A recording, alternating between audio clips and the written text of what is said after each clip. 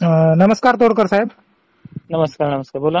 Sir, आजचं वातावरण 27 ऑगस्टचं काही भागामध्ये आता ढगाळ वातावरण झालंय आणि काही भागामध्ये आता ऊन पण कडक ऊन पडलेलं आहे. तर अशा भागाचं आज वातावरण कसं राहील? तुमच्या प्रत्येक रेकॉर्डिंग मध्ये उल्लेख करण्याप्रमाणे धुळे नंदुरबारला सुद्धा ऊन पडलं तर ढगाळ वातावरण हे होत राहणार. मी पहिलेही सांगितले 20-25% भागात ढगाळ वातावरण राहील आणि त्यातल्याच काही भागांमध्ये सटकारे पाऊस अशी कंडिशन देखील राहील. पण 80% शेतकऱ्यांना शेतीतली कामे व्यवस्थित करता येईल, काही काळजी करण्यासारखं काम नाही. आणि महत्वाचं म्हणजे हे वाऱ्याच्या वेगाने चालणारं वातावरण आहे, त्यामुळे हे टिकणार नाही, थांबणार नाही. पडलं तर पेनवणी पडेल किंवा काही ठिकाणी बुरबुर स्वरूपात पडेल. काही ठिकाणी 4 सुतळे पडतील, असं जालना जिल्ह्यामध्ये असेल, बुलढाणा असेल, घनसावंगी, अंबड, पैठण अशा काही भागांमध्ये प्रकार देखील घडून येतील. आणि हा जो पाऊस आहे, हे जे लो प्रेशर आहे ते पूर्णपणे आता गुजरातहूनही सरकणार आहे.